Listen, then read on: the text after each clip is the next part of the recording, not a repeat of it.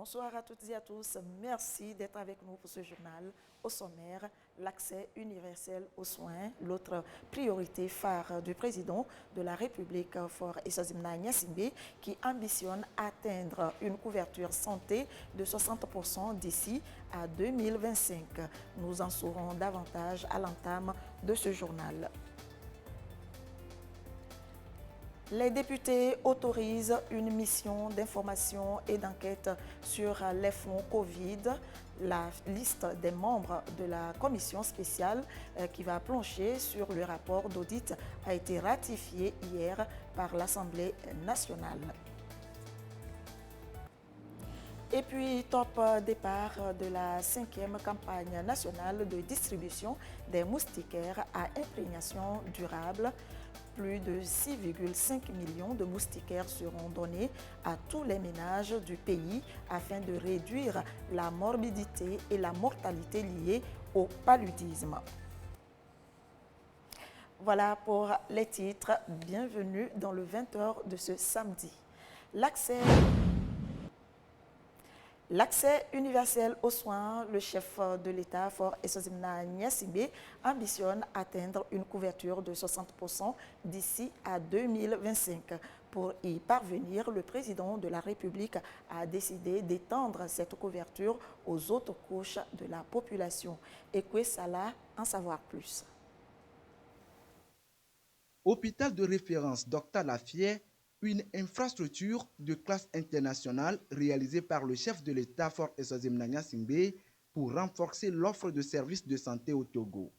L'ouvrage fait partie depuis avril 2023 de la vingtaine d'institutions publiques de formation sanitaire que compte le pays. Sa mise en place répond à l'une des ambitions du chef de l'État, l'accès universel aux soins. L'ambition est fixée pour 2030 et pour la réaliser, le gouvernement multiplie les projets et programmes. Le projet Service de santé essentiel de qualité pour la couverture sanitaire universelle sécu en est un. Le projet mis en œuvre dans toutes les régions du Togo a pour objectif de fournir des soins et des services de santé essentiels aux femmes, aux enfants et aux personnes vulnérables. À travers ce projet, le président de la République met en relief l'offre de services de santé et de nutrition de qualité, le rapprochement des établissements et des services de santé des ménages, le renforcement du régime national d'assurance maladie sociale, l'amélioration de l'intendance, de la surveillance et de la gestion, ainsi que l'intervention d'urgence. Dans la région des Savanes, Sécu a pris en compte plusieurs préfectures avec des résultats déjà jugés salutaires. En moins de 2 ans après son lancement, le projet a permis la rénovation des blocs de médecine et de maternité, des logements des personnels, des centres de soins, de 60 centres de santé de la région. La réalisation de ces travaux a coûté 4 milliards de francs CFA au gouvernement. Sécu, financé par la Banque mondiale à hauteur de 40 milliards de francs CFA, devra permettre de réhabiliter ou de construire des infrastructures types dans toutes les régions du pays. Et sur le terrain, plusieurs chantiers sont en cours. Le système sanitaire du Togo se montre de plus en plus fiable et c'est grâce à la vision du président de la République, Faure Essozimna Gnassingbé. Un engagement salué en juillet dernier lors du forum Infrafor Africa. Le forum a noté positivement le niveau du système de santé du Togo qui est bonifié ces dernières années par un investissement conséquent. L'autre initiative du chef de l'État Faure Essozimna Gnassingbé pour un mieux-être des couches les plus défavorisées, Nkodede, un des produits du FNFI, Fonds de la finance inclusive, créé pour offrir aux ménages bénéficiaires des crédits à la hauteur de leurs activités. Ulrich Ambega. Il y a 3 ans, le Fonds national de la finance inclusive FNFI lançait officiellement Nkodede, l'un de ses 13 produits, est réservé aux bénéficiaires en fin de cycle des produits du FNFI qui veulent désormais passer des activités génératrices de revenus à une entreprise à plus grande échelle. Ce produit encourage la dynamique entrepreneuriale des jeunes et femmes togolaises. Programme ambitieux du chef de l'État Faure Essozimna Gnassingbé, Nkodede poursuit son bonhomme de chemin depuis 2020 au profit de l'inclusion sociale, d'un montant de 5 millions de francs CFA accordés pour le compte du premier cycle de financement avec un remboursement sur 24 mois les bénéficiaires ont vu le montant doubler. Il passe à 10 millions de francs CFA en août 2021 pour un taux d'intérêt fixé à 7%, remboursable sur 36 mois, afin de répondre à la demande de plus en plus croissante. C'est au total une enveloppe financière de 2 milliards de francs CFA qui a été mise en place pour ce cycle. C'est donc dire que Nkodede permet aux Togolais de passer de la microfinance à la banque pour leurs besoins de financement devenus plus conséquents. L'entrepreneuriat, le commerce, les prestations de services sont entre autres secteurs concernés. La politique d'une inclusion financière des populations voulue par le président de la République se concrétise peu à peu. À fin juillet 2023, Nkodede a permis d'allouer 0,98 milliards de francs CFA. Je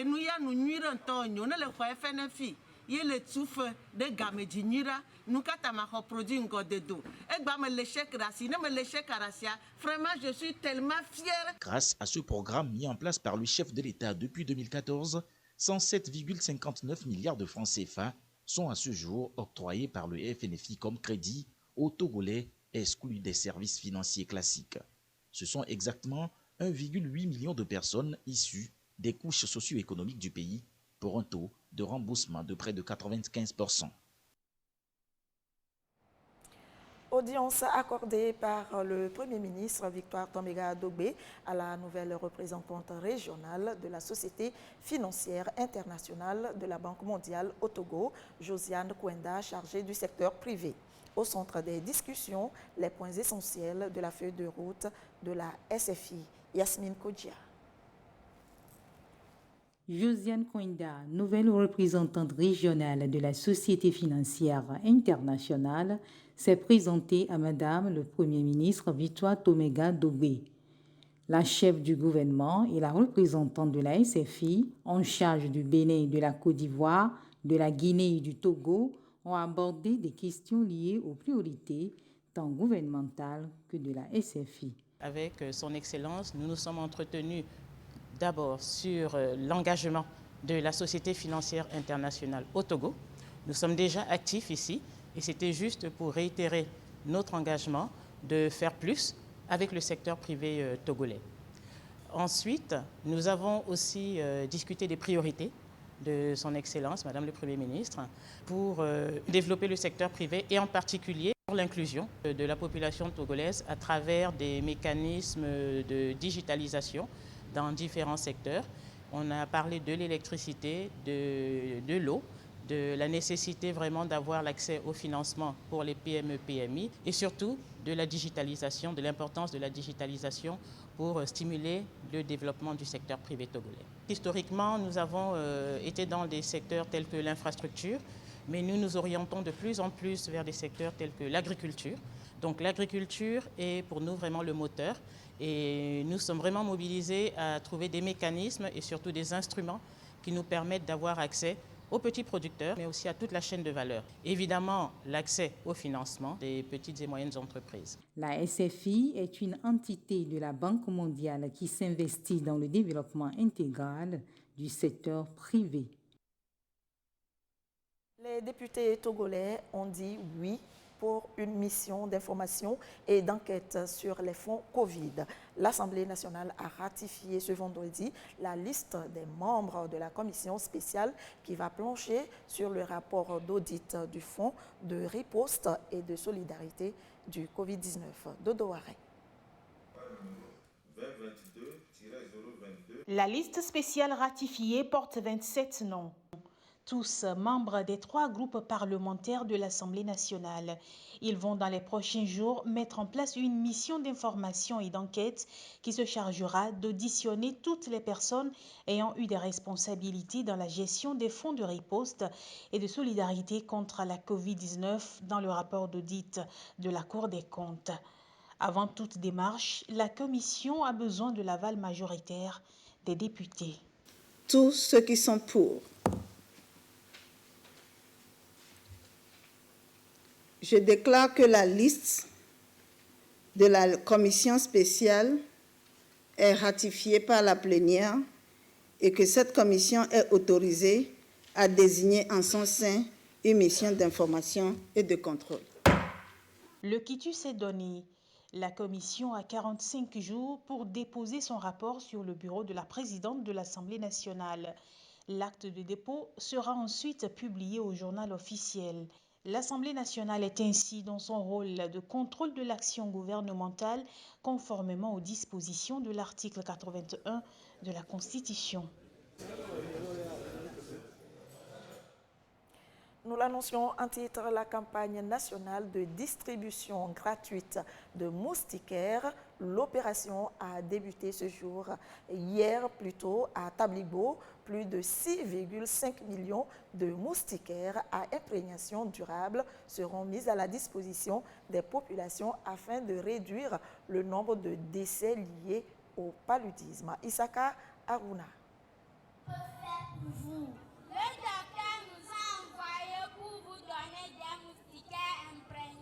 Comment t'appelles-tu? Kofi Kokou Jean.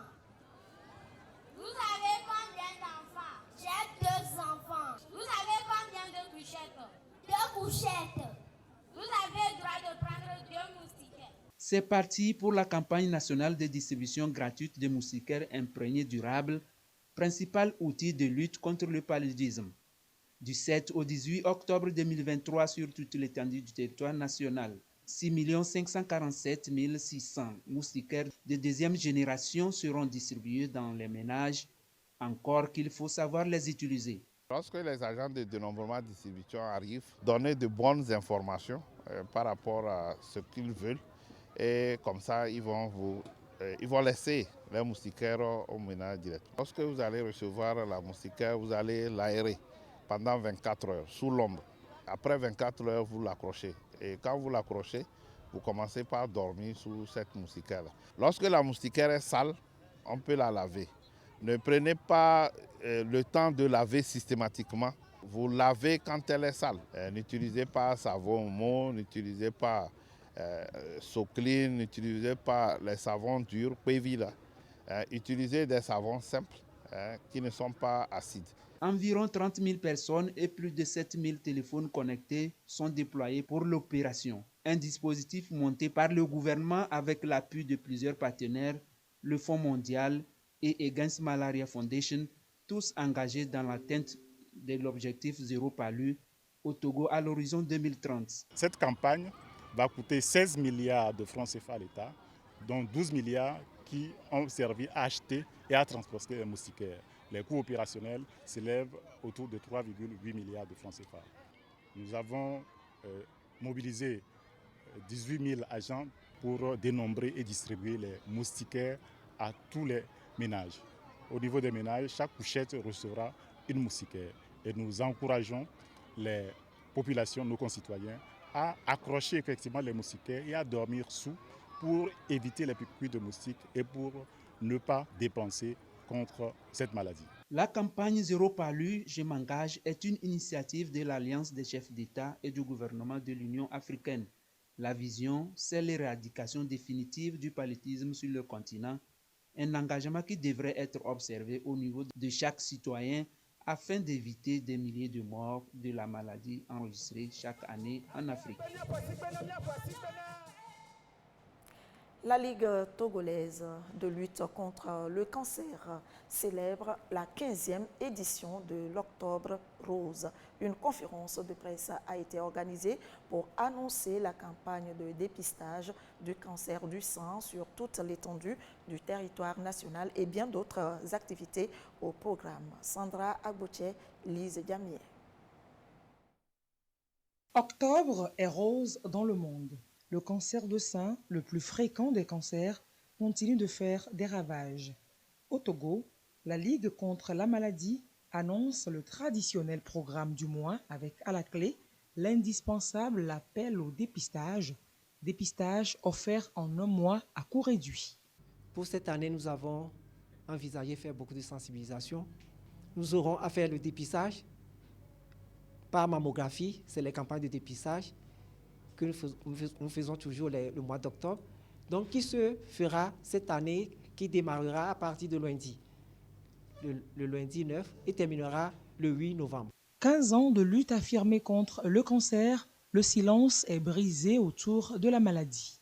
Depuis le début de l'Octobre Rose que nous avons commencé en 2009, la sensibilisation au départ n'a pas atteint vraiment les couches les plus lointaines du Togo, mais aujourd'hui, nous pensons que notre combat, nos sensibilisations, bien nos campagnes de sensibilisation d'octobre, surtout d'Octobre Rose, a porté ses fruits. Aujourd'hui, c'est un appel à l'action pour un accès plus juste et équitable aux soins qui est lancé. L'épineuse question de prise en charge des femmes malades de cancer. Si nous arrivons dans les temps à venir à se dire qu'une femme qui souffre du cancer du sein ira se faire traiter sans trop de problèmes de moyens financiers, je pense qu'on aurait fait beaucoup. Si on se dit qu'une femme qui souffre du cancer du sein, à l'endroit où elle se trouve, est accompagnée sur le plan psychologique, on aurait fait beaucoup de choses. Les structures sanitaires de la campagne Octobre Rose sont dans les régions maritimes et lacs. La Ligue togolaise contre le cancer et ses partenaires ambitionnent de couvrir bientôt tout le territoire.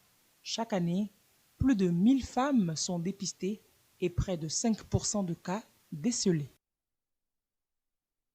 Tout autre chose, la 6e édition de EcoBank FinTech Challenge. 8 finalistes, une gagnante, la Camerounaise Cori, qui a empoché 50 000 $. Carmen Madiakakou. Voici la gagnante de la compétition EcoBank FinTech Challenge édition 2023. Elle remporte le gros lot d'une valeur de 50 000 $, soit 33 millions de francs CFA. L'entreprise est dénommée Cori. Elle vient du Cameroun.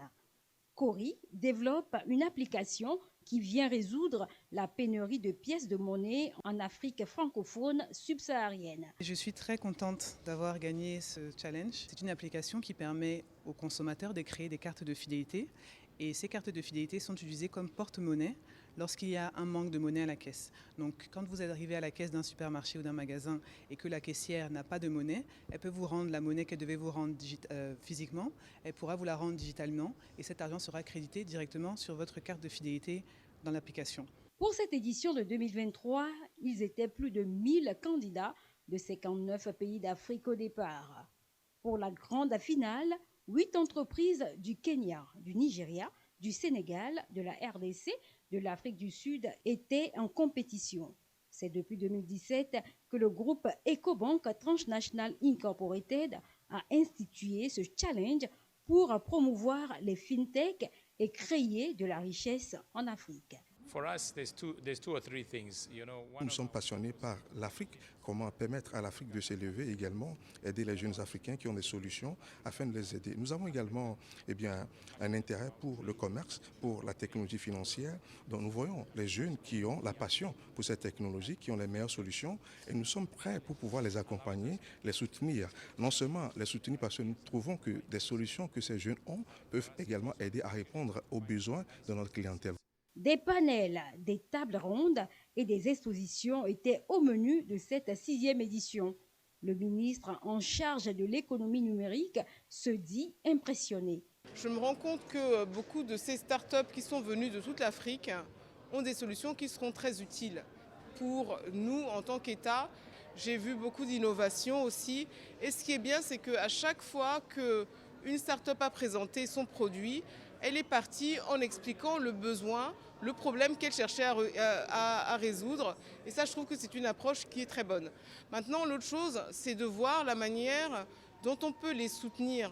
Vous savez que le gouvernement a adopté la loi sur l'écosystème d'innovation et qui est en attente d'ailleurs d'adoption finale par l'Assemblée. Le deuxième prix de 10 000 $ est revenu à l'entreprise Makuta de la RDC et le troisième prix d'une valeur de 5 000 $ est allé au Kenyan Flespay. Tous les 8 finalistes vont bénéficier du programme de mentorat FinTech de EcoBank.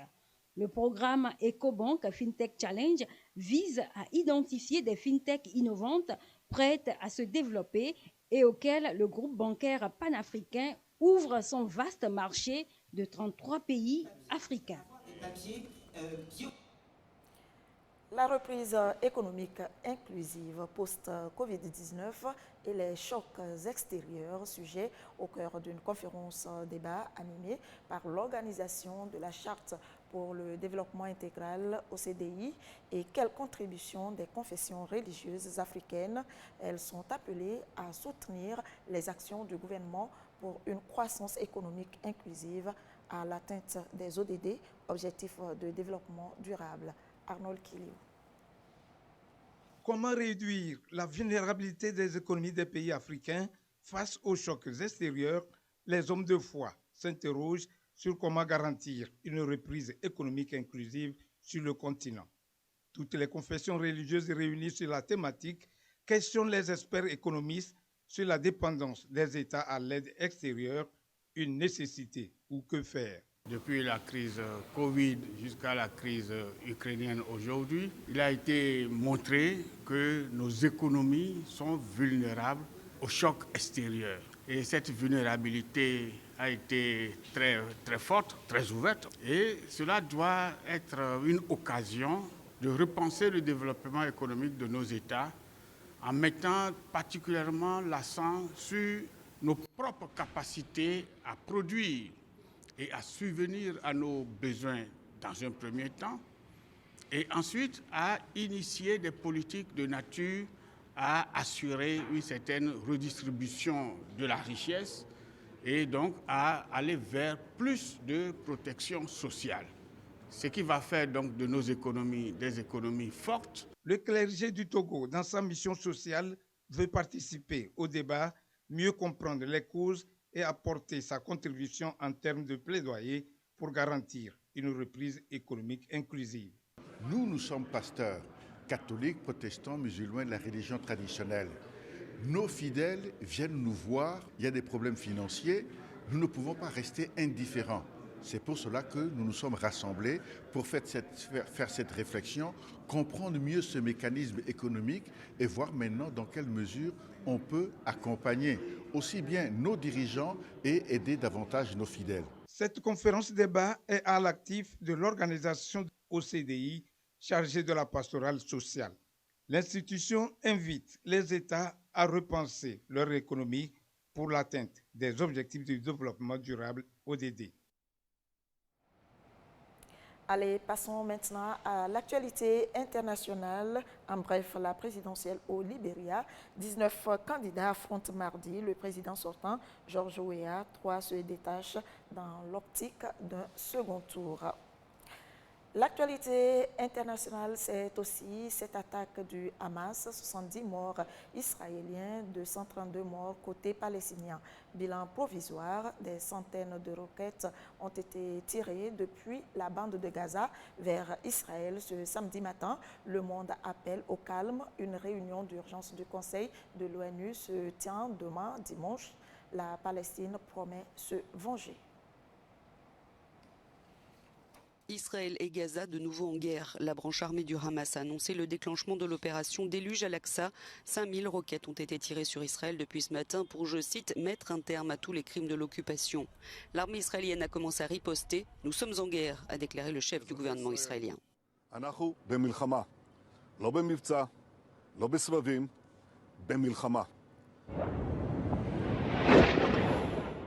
Par 2 fois dans la matinée, les sirènes ont retenti jusqu'à Jérusalem, où 2 roquettes ont été interceptées dans le ciel. Plusieurs explosions ont été entendues. Une femme d'une 60aine d'années et un élu local ont été tués à cause de ces roquettes tôt ce matin côté israélien. Des dizaines d'autres ont été blessés. Les brigades Al-Qassam, branche armée du Hamas, ont publié ces images d'incursion de leurs troupes par le sud du territoire israélien. L'armée israélienne a confirmé l'infiltration d'un nombre indéterminé de terroristes en territoire israélien à partir de la bande de Gaza et l'on compte déjà des dizaines de morts par balle. Les Occidentaux ont condamné l'attaque du Hamas sur Israël. Dans le reste de l'actualité nationale, l'interpellation de 15 présumés malfrats des Togolais et des Nigérians.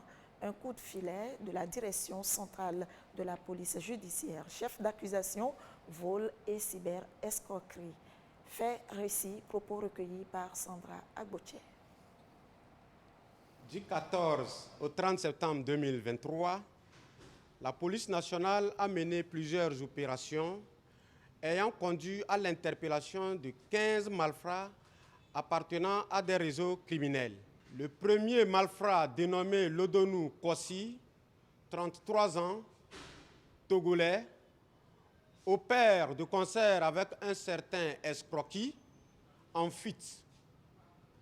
Tous repris de justice, sont spécialisés dans le cambriolage des voitures en stationnement sans surveillance. Dans la journée du 19 au 23 août 2023, au quartier Edjiranawe, les deux malfrats ont brisé la vitre d'une voiture et ont emporté des objets de valeur, parmi lesquels se trouvait un téléphone portable qu'ils ont revendu sur un marché noir à Lomé. Les recherches ont permis d'interpeller le 14 septembre 2023 le nommé Lodonou Kossi, qui a reconnu avoir opéré sur ce véhicule en complicité avec le nommé Escroqui en fuite. Le deuxième malfrat, au nom de Ali Koumangou, est un voleur à l'étalage qui dérobe des tissus pagnes dans les boutiques. Il a été interpellé le 28 septembre 2023 suite à la publication d'une vidéo ayant fait le tour des réseaux sociaux. La police nationale a mené des investigations ayant conduit à son interpellation. Le dernier groupe est composé de 13 cybercriminels, tous de nationalité nigériane. Ils sont spécialisés dans l'arnaque au love chat. Ils ont été interpellés sur information le 30 septembre 2023 à la suite d'une descente policière dans 2 appartements à Lomé. La perquisition a permis à la police nationale de saisir 11 ordinateurs portatifs, 12 téléphones portables, 2 routeurs Wi-Fi, 24 joints de cannabis, ainsi que plusieurs cartes SIM. L'analyse et l'exploitation de ces supports numériques ont permis de découvrir que ces individus se livrent à des activités de cyber-escroquerie depuis leurs appartements. Pour ce faire, ils créent des comptes fictifs sur des réseaux sociaux tels que Facebook, WhatsApp et Instagram, avec des photos et vidéos de la vie quotidienne d'individus résidant en Europe, en Asie ou aux États-Unis.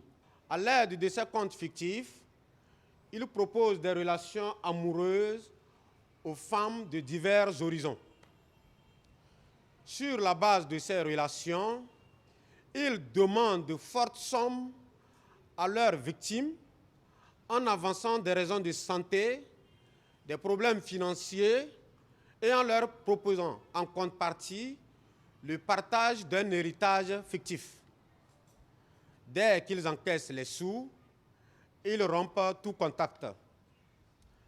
Interrogés, ils ont reconnu les faits et ont déclaré qu'ils se livraient à ces activités depuis leur arrivée au Togo. Les investigations se poursuivent en vue d'interpeller les autres membres de ces différents réseaux criminels. Tous ces individus présumés auteurs et complices seront présentés par devant Monsieur le procureur de la République de Lomé pour répondre de leurs actes.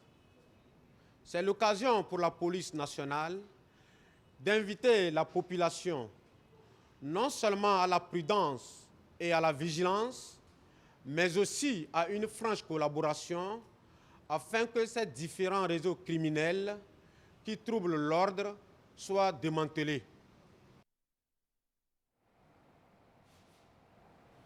Activité culturelle pour refermer cette édition, un concert slam organisé par Calbas Club à Lomé et c'est la 10e édition qui a eu lieu autour du concept Bévou conscient. Sandra Ziagui.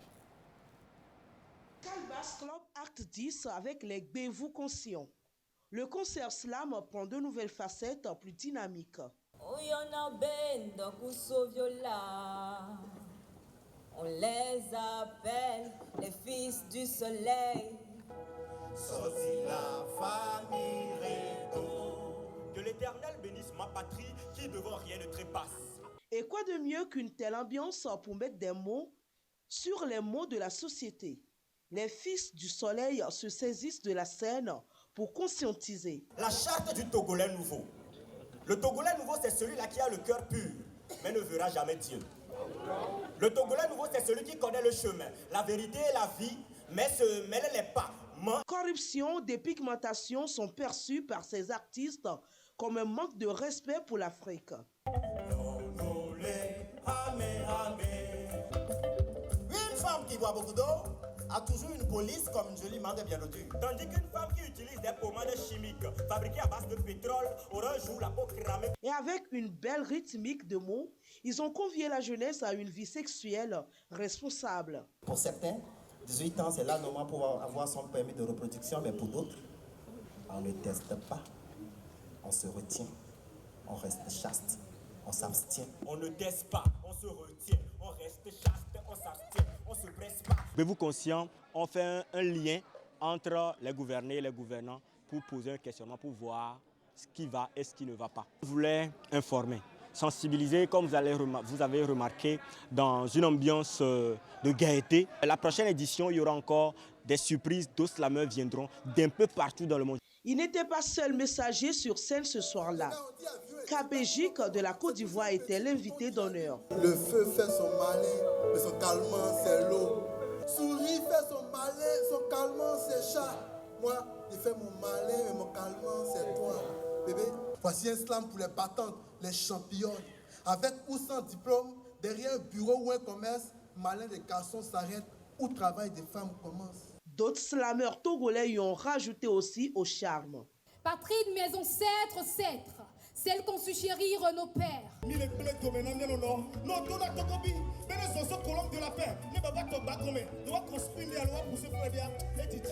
Cette 10e édition du Calbas Club a tenu en haleine sur toute la ligne. Le public est conquis. À chaque fois, je suis toujours émerveillée de voir à quel point ils évoluent, à quel point ils réinventent le concept. C'était un bon spectacle, surtout avec Kabégique qui parlait en mouchi. On s'est retrouvés dans le Togo profond, dans l'Afrique. Unité, amour, paix, vivre ensemble, des valeurs reprises en cœur pour tomber le rideau de la soirée.